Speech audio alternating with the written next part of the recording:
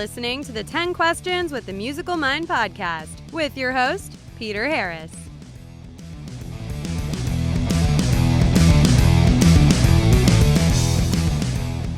Hello everyone, welcome back to 10 Questions with the Musical Mind. This is Peter Harris, your host.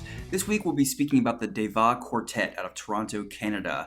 These four ladies are all classically trained musicians, currently working in Toronto area ensembles. As well as this, they have a progressive music side where they produce extremely intriguing and original music. Founder and cellist Liza McLellan joins us today to talk about their music, their upcoming projects, as well as their influences and the challenges associated with transitioning from classically trained and highly disciplined musicians into the world of freeform rock and prog. So I think you'll enjoy this conversation. It's got a lot of interesting information and a lot of things to look forward to. So I hope you enjoy it. Let's join Liza McLellan.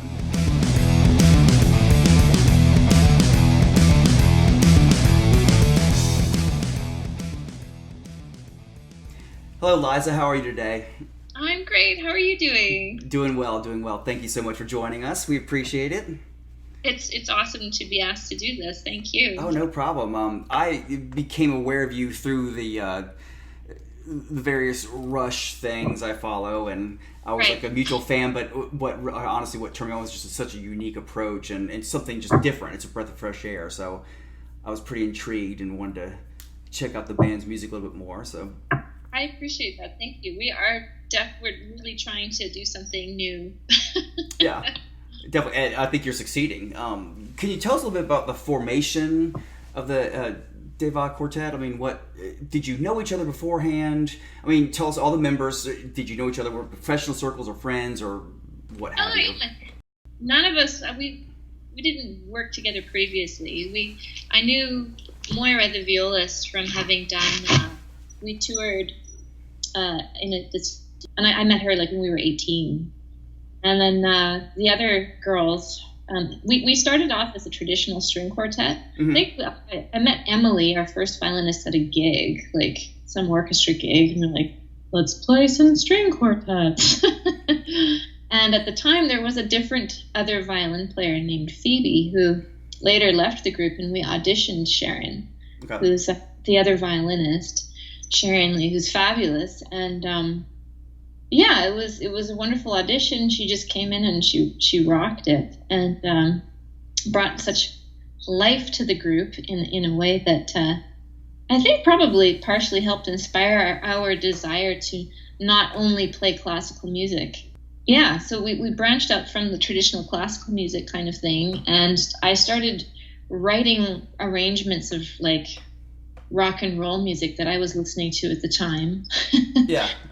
Because there weren't any decent arrangements out there to buy. Like, really, there were some, but like you don't want to spend $200 on an arrangement of a thing if, for what purpose. We weren't even sure what we were doing. So I just started making arrangements. The first arrangement I wrote for the string quartet was Newborn by Rush, by Muse.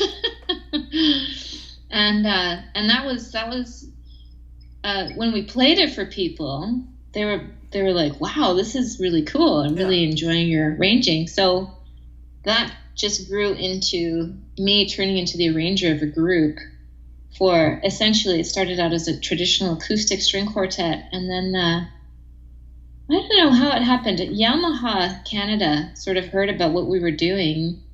And a friend of mine worked for Yamaha at the time, and we arranged a meeting, and they were like, we'll sponsor you guys. Do you want to have some electric instruments? And we're like, yeah. Why not? This sounds really cool. And then having moved into the electric string world, it was really inspiring to it just made sense to start writing original stuff for the electric quartet in mind, which really changes the way you write for it. All of the overtones and harmonics and everything is really different on the electric. I wondered about that. Yeah, it's really different. Does it get to be a wormhole with the availability of effects? Oh gosh, yeah, it's a little bit nuts. And for us too, learning how to properly manipulate these instruments and all the effects pedals. Mm-hmm. It was a real. I mean, we're still learning. We're every time we play, we learn like crazy. And there hasn't been a lot of other electric string players out there, like, to help guide you as a mentor, like, so we'd be turning to, guitar videos on YouTube to learn about a distortion pedal, or, just, talking to a bass player about what kind of rig they use, anything, any kind of information anybody could share. We were just like, more. Yeah, I bet. Yeah. I've wondered a lot about that, because when you moved over to that kind of thing, it's obviously a very different writing style. Did you have to relax your technique, anything, or change it up, or you know what I'm saying? I hate to say sloppy, but rock instrumentals there's not as much reliance on precise intonation sometimes, and especially when I'm playing.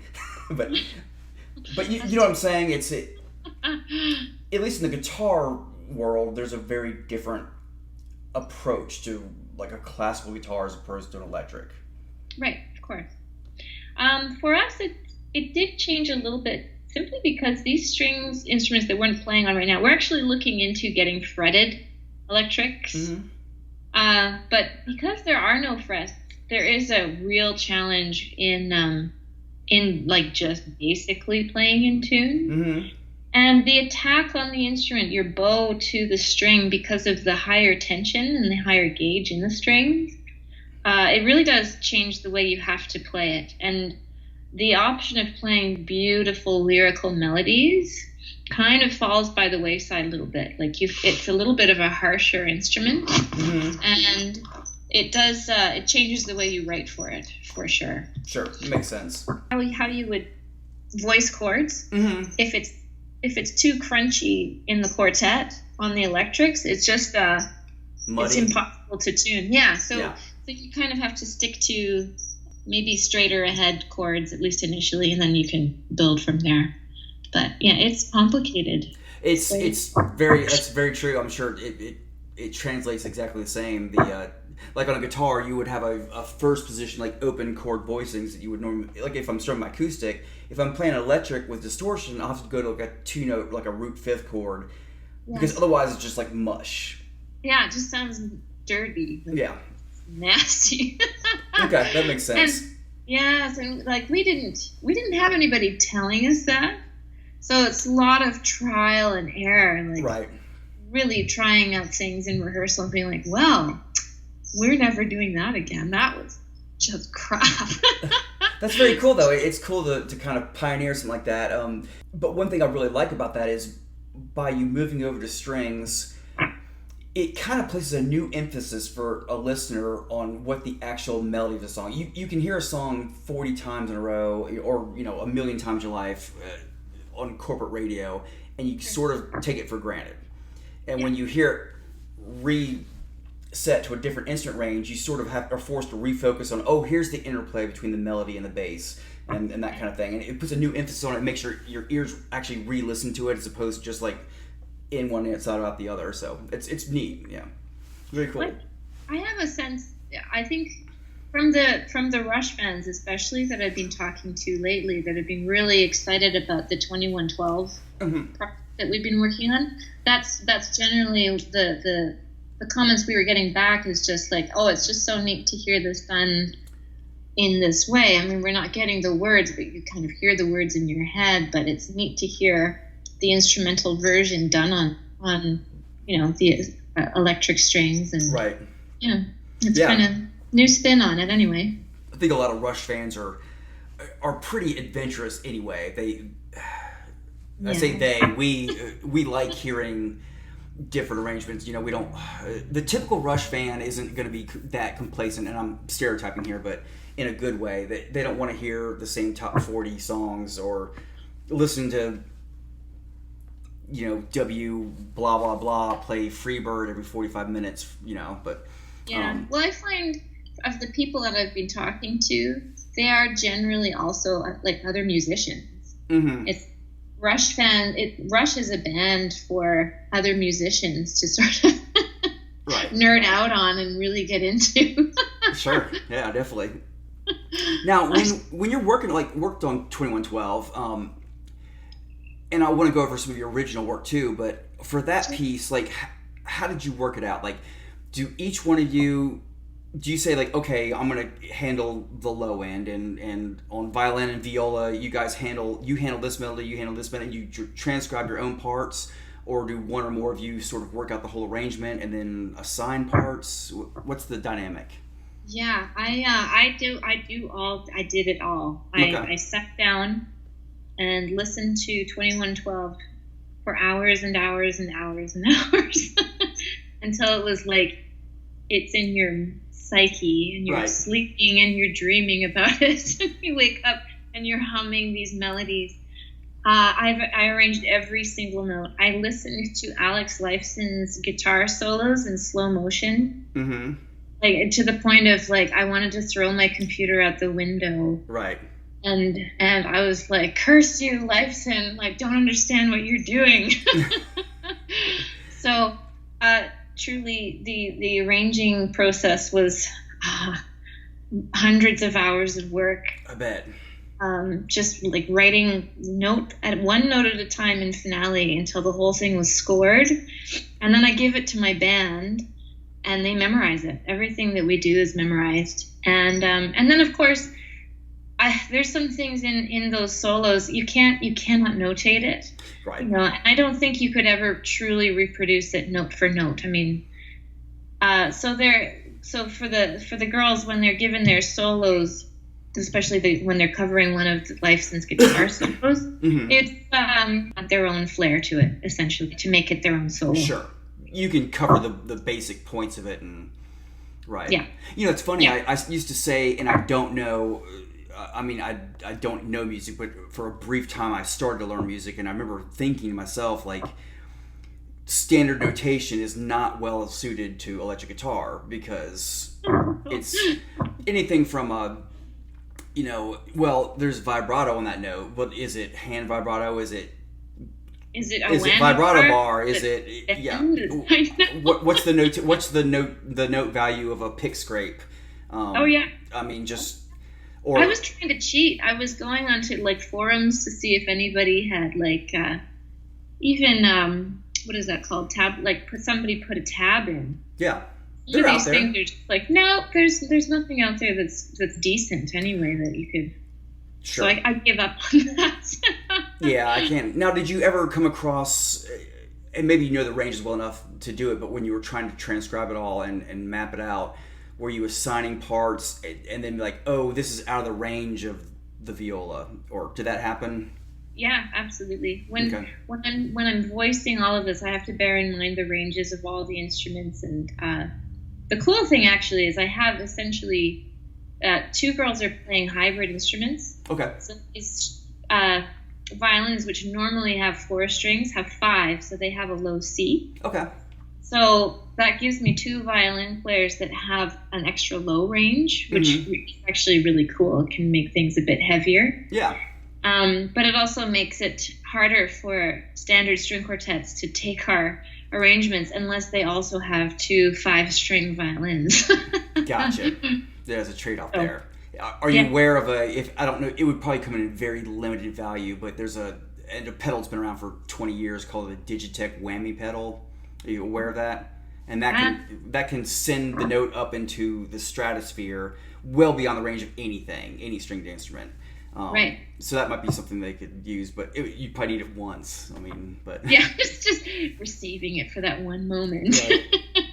Right.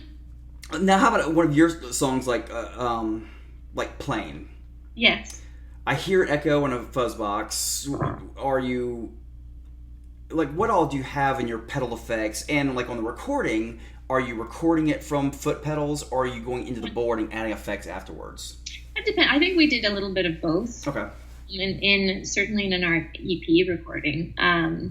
For Plane, yeah, everybody's got a whole bunch of different effects. For the cello, I often, I should just pull open my pedal board right now. But I think I was playing with a rat distortion pedal, and I always have the bass octave on to give my cello a real bass feel and mm-hmm. tone. And I have analog delay, which makes the opening kind of funky and cool. Right. The girls, they have, like, I think between the four of us, we've got about 30 to 35 pedals consistently being phased in and out of use. So, yeah, it's a little bit complicated, and probably most sound techs' nightmares come true when we walk on stage. Right. Oh, God. Yeah, we're high maintenance. Who was it? I was talking to a famous bassist, electric bassist, last year, and he has a 12-string bass. Yeah. And I was like, I know you make your roadies tune that, because there's no way you want to tune that damn thing. He's like, yeah, I know they hate it, but he's like, I don't tune it. They're dumb. Yeah. Yeah, I don't even like, I mean, I've never even owned a 12-string because I don't want to mess with that. I'm not going to kid joke. I tried learning guitar and have the 2 extra strings for me to think about. I was like, no, I need 4 strings. Right. That's about all I can handle. I can play bass. I'm a reasonable bass player. But guitar, I need a lot of time. I need time.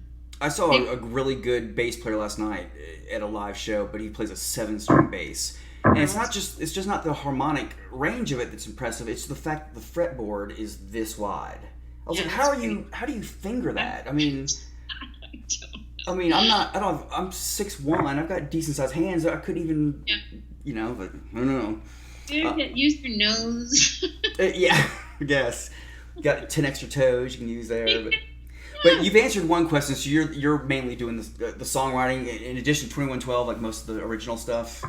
Yeah, it's basically me. I do all the writing and arranging. But like I said, after a song is finished, I take it to the band, and there's really nothing set in stone. If they want to alter some stuff, and they have, right. But they're incredibly respectful, and they don't tend to change much. That probably comes from the discipline of being classically trained, I would think. I think so. Yeah. Yeah, they're very polite. I would think that just that education, whereas most musicians coming from a blues/rock background, it's almost de rigueur to go, okay, yeah, here's the chord changes, now I do whatever I want. And the but expectation is to put your own spin on it, really. Right. But that makes sense that they wouldn't change much, but yeah. But so you're not like, I didn't say add vibrato there. You let them sort of... I really try to not. I try to leave all of my classical roots out the door whenever we come to rehearse. We are more of a band than a string quartet or classical minded, right. I suppose. Well, We've all been classically trained, but we really do try. I think it comes across very well. It's the original material sounds like you're accomplished string players, but it comes across almost not that you weren't classically trained. I didn't mean that in a good way. I mean that it's loose enough and has a free enough vibe that it doesn't feel like, oh, we handed these stuffy classical musicians a jack and now it's electric and they're just going to try to, it doesn't sound like rock by numbers. Yeah. I know. So I'm saying that in a positive way. Yeah. Thank you. Well, we work hard at it. We're trying to emulate our heroes, and we're playing in a genre that we all really love, and hopefully that's coming across. It always makes me laugh because as string players we're all in Toronto. We get hired to do lots of different pickup work, and I can't tell you the number of times you get hired to play in an orchestra, and you're asked to play some kind of jazz thing, and you just understood if it's jazz, the eighths are swung unless they tell you to play it straight. And classical musicians, they really struggle at getting the feel. I mean, it will sound really, really square. I can see that, yeah. Really, so long as we don't sound like that, we're yay. No, not at all. But I can totally see that. And it's not a case of being an incomplete musician. It's a case of being so good at one thing and so structured that it's hard to break out of that mold, I would guess. But yeah. So like on a song like Ballad on the Passing of Time, what are you doing since you're coming up with arranging all of that? Where do you generally start? Do you generally start with like the bass or cello line and using that to map out the chord changes, and then you build melody on there? What's normally your starting point? Okay. Yeah, pretty much. I start with the bass line, generally speaking, and the melodies follow through. Very rarely, like sometimes you'll get some melody that comes to you in the shower or something. You're like, yeah, that's cool. I have to figure out a way to make that work in a song, right? So there's the other side of it, but generally speaking, it's the bass line that comes first, and then I'm figuring out usually the bass line, the melody, and then all the internal parts that will fit in. I can see that. Yeah, I'm a hobbyist, not a musician. I just enjoy playing, but I can see both sides. Like sometimes something will come to you and you're like, oh, that's really pretty, but then you've got to figure out what key is that in? What do I do with it? But if you come up with a structure underneath, you're like, okay, now I got to come up with a melody, but I know it has to be within this parameter. At least you know where to start. Yeah. Yeah. Totally. Well, when can we expect this? I mean, I know I saw the video from the studio floor, the camera outside the mixing board of the 2112 performance. And you've also got a new original Heaven and Hell, is that correct? Yeah. When can we expect to hear all this? Okay, so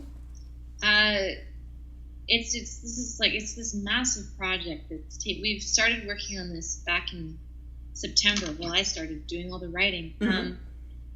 The Rush will probably be the first thing to enter out into the world. We're gonna be going into mixing and mastering at the end of July. Okay.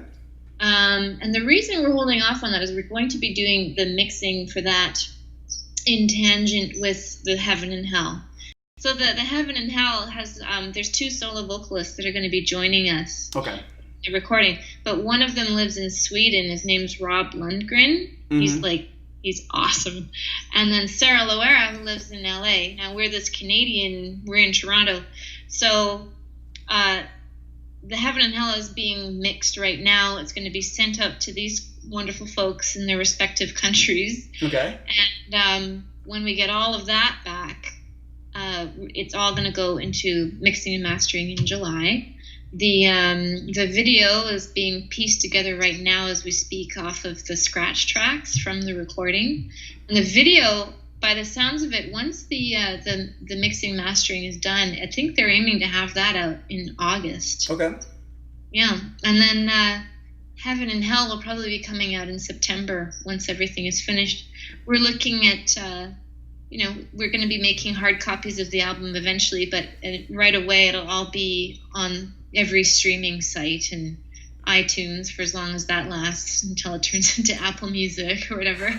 Speaking of which, you'll be lucky if you hear this podcast because I've changed my domain name and now I've got to change the feed to my iTunes, and iTunes already, it took me 4 months to get them to, when I first started the podcast, to just finally get it right. It just kept not showing up. It was showing up on every other platform. And I finally got it right when now I've changed my domain name, not the name of the podcast, but the blog end. I'm like, well, do I need to change that feed from my old URL? I'm like, and this is right when they're switching from iTunes over to Apple. I'm like, oh, this is going to be a disaster. It's, yeah. So everything you said will not be heard by anybody. No, I'm just kidding. It's okay. We're having fun. Right. But, well, that's cool. The, touring or anything extensively for that, or? Yeah, touring. We've started talking about this. We're doing some local shows. We're going to be playing in Ottawa in August, and we're going to try and pick up some stuff around Ottawa, go to Montreal. But we're talking about doing a massive, probably 3-week, massive for us is 3 weeks, but 3-week tour in California, Arizona, maybe New Mexico. We'll see. Maybe Oregon would be cool. See what we can fit into for 3 weeks. So coming from Toronto, you're trying to go to the furthest possible place away from Toronto to get to the States. I mean, it'd be geographically a lot easier to do the East Coast. Oh, I know, right? Yeah, we just it's complicated, right? Because Canada's so big. It's such a big country, and it's expensive going on the road, and so. We sort of, when we play like in Ontario, we do run out concerts. We'll go and Montreal's 6 hours away, right? And Ottawa's 4 or 5 hours away. So we try and do as many things as close together as we can before coming back to Toronto. But yeah, makes sense. It's tricky. We all have families. We have young kids. Right. You don't want to be away for too long. It's hard. it's hard to find a balance. Sure. Come January, our plan is to do a nice big 3-week event tour. We're going to get a tour bus and everything and go down through California, and hopefully we can get it all booked in time. Oh my God. Right. It's so much work. But we're just so excited. So excited. You know what we need to do? Not that I have any pull in this in any way. We need to, if you want advice on good bass sounds out of your rig, we had to put an appeal for Geddy Lee to answer some questions for you, whether it be online or something, like what he thinks would work well for your setup. I mean, what better advice could there be? I might die, actually. If Geddy Lee talked to me, I might just... Yeah, me too. So if somehow you get a hold of this Geddy Lee, like, Liza needs advice, and... That would be like the highlight of life. Right. It'd be the highlight of mine just because he acknowledged my... Let's put it out there into the world. Right. I would love to talk to Geddy Lee any day. We need the Rush family to help us make that happen. Yeah, that would be amazing. Right. Well, before we go, I want to make sure everybody knows where they can stay in touch with you and the band, websites, social media, your previous release, what's upcoming and all that, and what's the best way to get a hold of you? You know what? We're pretty easy to get a hold of on whatever we're on. All of our handles are Devah Quartet, at EVAH Quartet.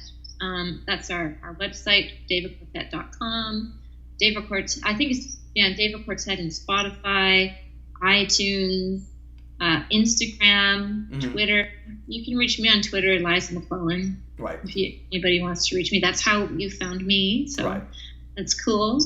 We're actually releasing a new single in in a couple weeks, July 22nd or something. I can't remember. June 22nd, 26th. June 26th, a new single is coming out. That's a big detail, yeah. Yeah, so if people want to, tune in and listen to us go nuts, right? That would be really cool. I'm just thinking this, and I'm jumping around. Sorry, an important thing I didn't ask because I'm not clear on it. On your previous songs like Epica and stuff, who is singing? That's me. Okay, that is you.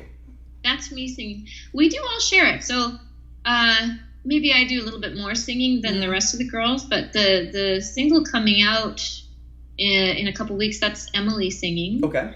And we have a moment where we're all singing the choir parts, which is kind of intense, like 4 to 6 part harmony thing that I wrote, forcing us to sing and play at the same time. I'm a little crazy. New challenge, yeah. It was a challenge, but we did it. It sounds pretty good. Good. If I do say so myself, like very humbly, it's not bad. Well, cool. Yeah, we don't sing on everything. Right. A lot of what we do is instrumental. We like to put in vocal tidbits hidden here and there. It's a nice break. Yeah, definitely. Well, cool. Well, I appreciate you so much joining us, and I'm looking forward to hearing the new material. And, thank you for bringing in. Thank you so much. Oh, it's been a delight. It really has. So I'll urge everybody to follow you guys and check out your music. And I, for one, will be looking forward to everything coming up. And we'll stay in touch, and we'll follow up with the new stuff. Cool. Thank you so much. No problem. Thank you. Appreciate it. All right. Thanks. Bye. Bye.